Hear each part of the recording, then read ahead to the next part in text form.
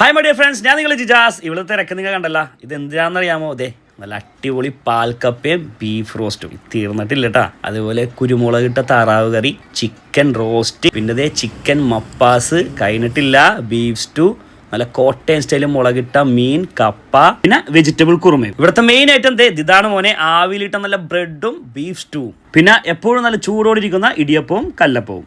Hi ചേച്ചി, നമുക്കിവിടെ വൈകുന്നേരം കഴിക്കണ എന്തൊക്കെയാണ് വെറൈറ്റീസ് ഉള്ളത്? എന്താ തിരക്ക് ഇവിടെ? നമുക്ക് വെറൈറ്റീസ് മെയിനായിട്ട് വരുന്നത് ബ്രെഡ് ആൻഡ് സ്റ്റൂ, അതാണ് ഏറ്റവും കൂടുതൽ ഐറ്റം.